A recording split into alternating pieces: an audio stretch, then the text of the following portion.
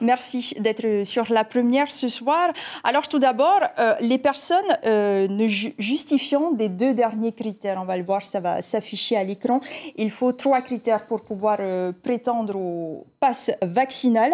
Ces personnes n'obtiendront pas de QR code avant le 15 février pour le premier et fin février pour le deuxième. C'est un petit peu discriminant, non ? Oui, il fallait le temps de mettre en place techniquement ce dispositif qui va permettre de progresser, parce que le pass vaccinal, c'est fait aussi pour faciliter la vie des gens. C'est fait pour se protéger, d'abord. C'est exigé dans des endroits où il y a des rassemblements importants, où les gens se croisent, où il y a de la foule. C'est pour cette raison que c'est pour les transports vers les îles, pour protéger les autres archipels que les îles, les îles du vent. C'est pour éviter qu'il y ait trop de problèmes rencontrés dans les salons. C'est marqué sur le tableau qui a été projeté pour les événements, un certain nombre d'événements festifs ou d'événements culturels, comme on le voit pour le FIFO. Et ça permet de maintenir surtout ces activités. Et ça qui est important de souligner, c'est fait pour éviter d'arrêter la vie économique, la vie sociale.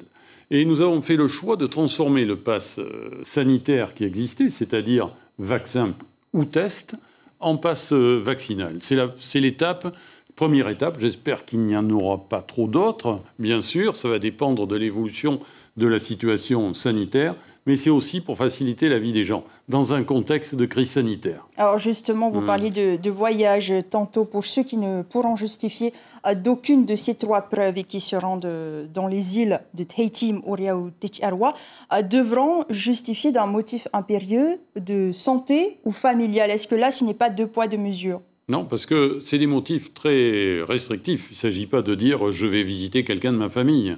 C'est pour un décès, pour un mariage, pour une naissance.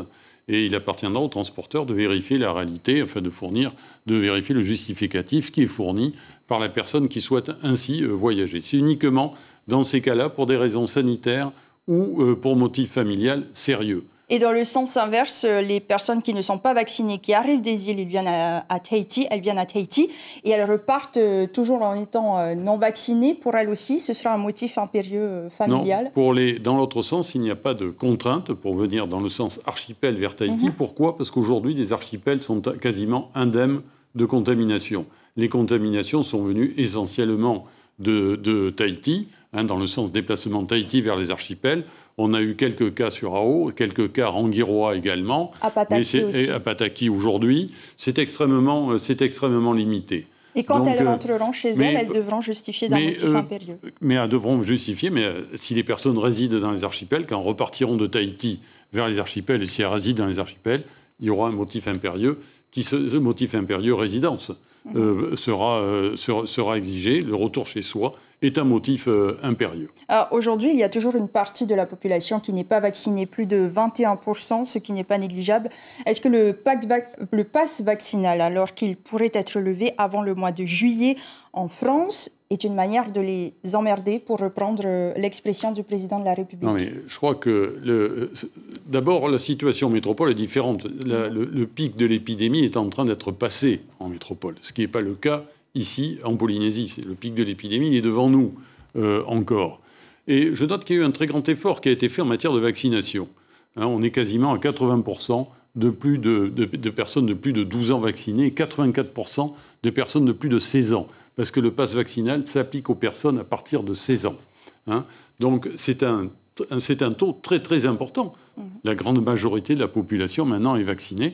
Il y a une petite minorité qui ne l'est pas. Alors ça peut être parfois pour d'excellentes raisons, pour des raisons de santé, d'incompatibilité, ou parce que les personnes ont eu récemment le Covid, on l'a vu. Ça signifie aussi qu'il faut continuer cet effort de vaccination. Et je dois saluer la population qui a répondu à cet appel à la vaccination, parce que c'est la raison, c'est le fait de se protéger les autres. Je suis allé, par exemple, cette semaine, je suis à Meiao, la population est vaccinée à 90%. Mais c'est un bel exemple, parce qu'ils sont isolés, ils se sont protégés de cette façon. Et justement, en métropole, la date de péremption de cette règle sanitaire est le 31 juillet en Polynésie. Est-ce qu'il y a une date de fin ?